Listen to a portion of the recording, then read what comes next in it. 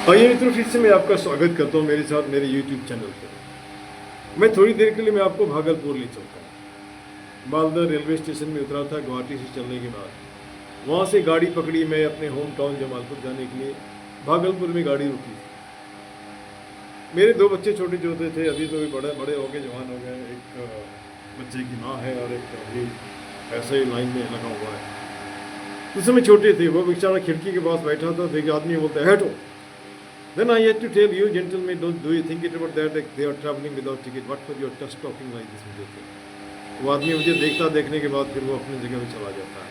ये जो हमारी मानसिकता है, कोई आदमी खिड़की के पास अगर बच्चा बैठा उसको बोलते हटो। क्यों हटो? तुम्हारे बाप का गाड़ी है क्या? है ना? क्यों हटो? उसके बाद एक सज्जन को देखा, एकदम सूट वूट पहने हुए, अच्छे से कपड़े पहन रखा है। वो मूंगफली खा रहा है। मूंगफली खाने के बाद वो सारा का सारा छिलका वहीं गाड़ी में फेंक रहा है। और मैंने पहले बताया कि मुझे आदत सी हो गई है, इस तरह की बातें देखता हूँ तो मैं टोक देता हूँ। गाड़ी में कई जगह टोका। कुछ लोगों ने कहा हाँ फेंकेंगे ना, टिकट कटाते हैं इसलिए फेंकना है। कोई कीड़ा खाया तो उसी को नीचे फेंक दिया। कोई लीची खाया लीची का छिलका फेंक दिया। तो यह जो मानसिकता है कैसे बदलेगी? जब उस सज्जन को कहा तो बाद में हमने पूछा भाई साहब आप क्या करते हो? तो उन्होंने बताया कि मैं ग्रामीण बैंक में मैनेजर हूँ।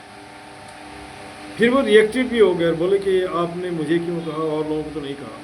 हमने कहा और लोगों ने, आप में फ़र्क है ना, आप पढ़े लिखे हो और आपने बताया कि आपके कोई बच्चे मास्टर डिग्री कर रहे हैं, कोई आईएएस की तैयारी कर रहा है। आपको देख करके लोग सीखेंगे। सीखने के बाद हो सकता है अच्छी आदत होगा, और अच्छी आदत कहीं से सीखा नहीं जाता, देखा देखी लोग करते हैं, है ना। आप फिर एक दिन मैं और भी जिक्र किया था कि अब ये दिल्ली का जो 16 नई दिल्ली का 16 नंबर का प्लेटफॉर्म, वो नॉर्थ ईस्ट और बिहार और एरिया में जितनी भी गाड़ियाँ झारखंड में जाती हैं शायद उसे वहीं से खुलती है। तो कुछ दिन पहले बहुत गंदगियाँ पे रहती थी, लोग खाए पिए जहाँ तब फेंक दिया। फिर मैं देखा एकदम साफ़ सुथरा हो गया।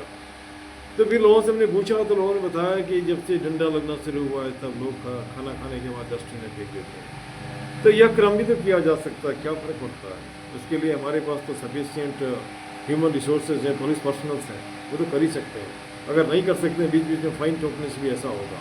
और सीधा सा हिसाब है कि कुछ न कुछ तो करना होगा, और नहीं करने से आज के लोग अगर संभव हो तो आपके देह पर भी थूक फेंक देगा, पान का पेट भी फेंक देगा, और वह भी समय आने वाला उसको रोक नहीं सकते। कभी कोई बस में लोग फेंकते हैं और माथे पे आपका चला जाता है। तो अगर ये तो एक्सक्यूजेज हैं, एक सीधा हिसाब है। स्वच्छ बनाने के लिए केवल बोलने से नहीं होगा, आपको माथे से भी स्वच्छ होना होगा। और आप उस परंपरा को ढो रहे हो जो बहुत दिनों से चलता आ रहा है, कुछ तो तब्दीली करो। चाहे ज़रूरत हो तो संविधान को बदल डालो, क्या फ़र्क पड़ता है ना। लेकिन नहीं बदलोगे, मैं जानता हूँ बदलने से ढेर लोगों को नुकसान होगा, किसी को फ़ायदा होगा, लाइक दैट। तो लोग सीधा सा हिसाब है, मैं गद्दी पे बैठा हूँ, गद्दी में ही बैठा रहूँगा। राजा कभी नहीं प्रजा बनना चाहता है, और नेता कभी नहीं जनता बनना चाहता है। और बन भी गया तो क्या फ़र्क पड़ता है ना। करते हैं, उम्मीद की दुनिया कायम है। और यह मुहिम हो सकता है हमारे मुख से अचानक निकला, कौन जानता है कहाँ शुरू होकर कहाँ जाके ख़त्म होगा। तो चलो उम्मीद करते हैं सपनों का हमारा हिंदुस्तान वैसा हो जहाँ हर चेहरे पे मुस्कान हो। और मैंने पहले बताया था कि हमारा एक सपना है, हर हाथ को काम हो, चेहरे पे मुस्कान हो, पॉकेट में दाम हो, खरीद कर खाने का स्वाभिमान हो, संविधान का ज्ञान हो, हंसता खेलता मुस्कुराता फूलता फलता Hindustan. This much, thank you very much.